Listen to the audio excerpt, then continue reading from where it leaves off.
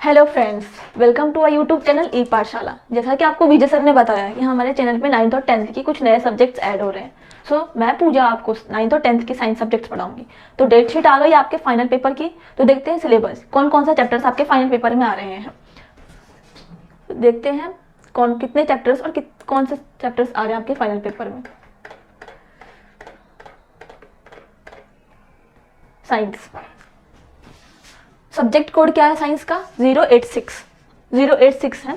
और बढ़ते हैं क्या कौन कौन से चैप्टर्स आपके आ रहे हैं और कितने वेटेज हैं आपके मार्क्स कितने चैप्टर्स के वेटेज है। तो देखा जाए 9th क्लास का है ना, टर्म टू चैप्टर 3 और 4 को मिला के जो टोटल मार्क्स है 18 है। चैप्टर 3 के जो मार्क्स है 8 है। 10 और 11 को मिला के 14 मार्क्स का है। टोटल कितने हैं? 18 मार्क्स। ठीक है, अब ये तो वेटेज का कितने मार्क्स एक्सपेक्ट कर सकते हैं, कितने मार्क्स के क्वेश्चंस आ रहे हैं आपके, कितने मार्क्स। अब देखते हैं चैप्टर्स के डिटेल्स में, देखते हैं कि क्या क्या चैप्टर्स में आ रहे हैं, कौन कौन सा चैप्टर्स है आपके। Term 2 unit 1 matter, it's nature and behaviour. इसमें चैप्टर 3 में जो है atoms and molecules. Atoms and molecules में क्या है कि एटम्स क्या होता है, मॉलिक्यूल्स क्या होते हैं, मॉलिक्यूलर कंसेप्ट क्या होता है, मॉलिक्यूलर मास क्या होता है, बेसिकली ये पढ़ेंगे हम। और एटम्स पता ही एटम्स क्या होता है, स्मॉल टाइनी पार्टिकल्स जिसे एटम्स कहते हैं। अब देखते हैं आगे जो है स्ट्रक्चर ऑफ एटम। चैप्टर 4 जो है स्ट्रक्चर ऑफ एटम, जिसमें हम पढ़ेंगे इलेक्ट्रॉन्स क्या होते हैं, प्रोटॉन्स क्या होते हैं, न्यूट्रॉन्स क्या होते हैं, उसकी डिस्कवरी किसने की, किस साइंटिस्ट ने क्या डिस्कवर किया, मेनली वो पढ़ेंगे हम इसमें स्ट्रक्चर ऑफ एटम्स में। अब आगे बढ़ते हैं यूनिट 3 पे, motion force and work. Motion force and work, इसमें है चैप्टर 10 ग्रेविटेशन। ग्रेविटेशन में क्या पढ़ेंगे? Universal law of gravitation, gravity के बारे में मेनली पढ़ेंगे हम। Force of gravitation, law of gravitation, ये सब पढ़ेंगे। Work, force and energy. Chapter 3 जो है वर्क एंड एनर्जी, वर्क और एनर्जी, इसमें क्या पढ़ते हैं? Work done, energy, potential energy, kinetic energy. Potential energy और काइनेटिक एनर्जी का रिलेशनशिप भी पढ़ेंगे इस चैप्टर में, वर्क एंड एनर्जी में। ठीक है, आगे बढ़ते हैं why do we fall ill. इसमें बेसिकली हम क्या पढ़ेंगे? हेल्थ और डिजीज के बारे में पढ़ेंगे, जैसे कि बीमारियां, कह सकते हैं बीमारियां आज हेल्थ पे कौन सी बीमारी पे क्या इम्पैक्ट हो रहा है। हम पर बोल सकते हैं अभी रिसेंट में क्या हो, कोविड चल रहा है। कोविड किस टाइप का डिजीज है, किस टाइप का बीमारी है? तो हम बोल सकते हैं वायरल डिजीज है। तो वैसे ही डिजीज क्या पढ़ेंगे, वायरल है, बैक्टीरियल है, कौन किस टाइप का बीमारी है। ठीक है, तो आपके टोटल जो है वो आपके 9th में 5 चैप्टर्स आ रहे हैं। Atoms and molecule, structure of atoms, gravitation, work and energy, why do we fall ill. Total कितने चैप्टर्स हैं? 5 आ रहे हैं। अब देखते हैं प्रैक्टिकल में क्या आ रहा है आप लोगों की 9th क्लास में। ठीक है, determination of solid, density of solid denser then water by using a spring balance and a measuring cylinder. हम जिससे सिलेंडर मेजर करते हैं उससे हमें बताना है मेजर करके कि जो सॉलिड की डेंसिटी ज़्यादा है या वाटर की डेंसिटी कंपेयर करें तो मेनली सॉलिड की डेंसिटी जो है वो ज़्यादा है, डेंसर देन वाटर। ठीक है, अब सेकंड जो है उसमें क्या है, establishing the relation between the loss in weight of solid when fully emerged in water. कोई भी ऑब्जेक्ट को, सॉलिड ऑब्जेक्ट को हम अगर पानी में डालते हैं तो उसका वेट जो है वो कम हो जाता है। हमें इसमें यही बताना है सेकेंड नंबर में। ठीक है, थर्ड नंबर में क्या बताना है हम लोगों को? Verification of law of conservation of mass in a chemical reaction.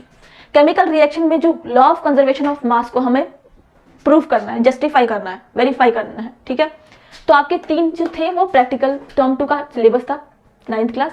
अब बढ़ते हैं 10th क्लास। 10th क्लास में कौन कौन से चैप्टर्स आपके फाइनल पेपर में आ रहे हैं। तो देखा जाए जिसका जो चैप्टर नंबर 4 और 5 को मिला के 10 मार्क्स का है आएंगे, 8 और 9 को मिला के 13 मार्क्स के आएंगे, 13 और 12 को मिला के 12 मार्क्स के आएंगे। चैप्टर 15 को मिला 15 जो है वो 5 मार्क्स का आएगा। तो टोटल कितने चैप्टर्स हो गए? 2 तो 4 6 7 चैप्टर्स। आप 10th में टोटल 7 चैप्टर्स आ रहे हैं। अब देखते हैं डिटेल्स में कौन कौन से चैप्टर्स आपके हैं। ठीक है, term 2 unit 1 chemical substance nature and behaviour. इसमें क्या पढ़ेंगे हम? Chapter 4 carbon its compound. हम इसमें पढ़ेंगे बॉन्ड्स के बारे में, कार्बन में किस टाइप का कौन कौन से बॉन्ड्स हो रहे हैं, होमोलॉग सीरीज के बारे में पढ़ेंगे। ठीक है, ये थोड़ा लंबा चैप्टर है बट कोई नहीं, इजी है, बट अगर पढ़ेंगे तो इजी है, ठीक है। Chapter number 5, periodic classification of elements. Periodic classification of elements, इसमें क्या पढ़ेंगे, पीरियोडिक टेबल के बारे में पढ़ेंगे। किस साइंटिस्ट ने क्या अपना पॉइंट ऑफ व्यू दिया था, ओपिनियन दिया था पीरियोडिक टेबल को बनाने के लिए, उनका कैसे गलत साबित हुआ, ठीक है। Periodic table, mainly periodic table के बारे में पढ़ेंगे हम, ठीक है, ठीक है। और जो आगे जो है chapters, chapter 8, how do organisms reproduce, ठीक है। मैंने रिप्रोडक्शन के बारे में पढ़ेंगे। रिप्रोडक्शन 2 टाइप का होता है, असेक्सुअल, सेक्सुअल। प्लांट में कैसे होता है, एनिमल में कैसे होता है, हम उसमें पढ़ेंगे रिप्रोडक्शन कैसे होता है, ठीक है। आगे जो है heredity and evolution, chapter 9।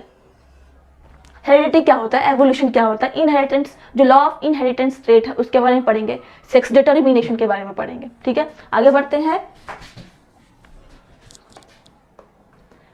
Unit 4, effect of current. Electricity के बारे में पढ़ेंगे। मान ली जो इलेक्ट्रिसिटी होती है उसके रेजिस्टेंस होता है, वोल्ट होता है, वोल्टोमीटर होता है, उसके बारे में हम पढ़ेंगे मेनली, ठीक है।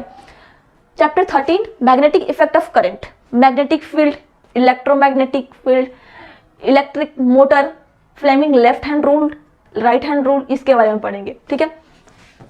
जो लास्ट जो है आपका नेचुरल रिसोर्सेज, एनवायरमेंट। एनवायरमेंट के बारे में पढ़ेंगे, चैप्टर 15, अवर एनवायरमेंट। एनवायरमेंट में क्या, ecosystem, environmental problems, ozone layer, ozone deplete कैसे हो रहा है उसके बारे में पढ़ेंगे, ठीक है। मेनली एनवायरमेंट से जो भी रिलेटेड है उससे हम पढ़ेंगे उससे।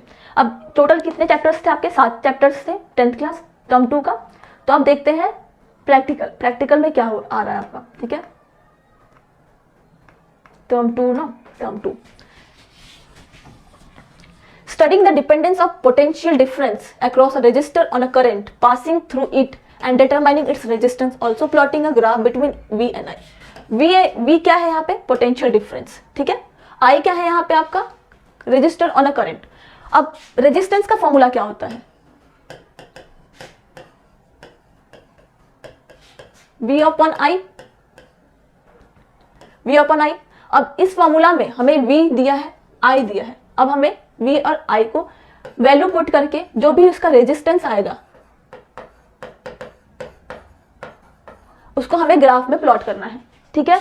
जो भी V की वैल्यू ले लिया, I की वैल्यू ले लिया और इस वैल्यू में पुट कर दिया इस फॉर्मूले में, उसके बाद जो भी रेजिस्टेंस का फॉर्मूला आया उसको हमें ग्राफ में प्लॉट करना है, ठीक है। सेकेंड जो है, studying the binary fission in amoeba and budding in yeast and hydra with the help of prepared slides. Binary fusion के बारे में पढ़ा होगा। बाइनरी फ्यूजन क्या होता है, अमीबा में कैसे होता है, ईस्ट में कैसे होता है, हाइड्रा में कैसे होता है, उसे हमें एक्सप्लेन करना है, बस इतना ही है, ठीक है। तो फ्रेंड्स ये जो आपका 10th क्लास का प्रैक्टिकल था कि आप प्रैक्टिकल में क्या क्या आप क्या रहे हैं, ठीक है। टोटल चैप्टर क्लास 10th में टोटल चैप्टर 7 है और 9th क्लास के टोटल चैप्टर 5 है। सो आज की क्लास में इतना ही, यही आपका सिलेबस था कि कौन कौन सा चैप्टर्स आपके फाइनल पेपर में आ रहे हैं। तो thank you friends, thank you so much. जय हिंद, जय भारत।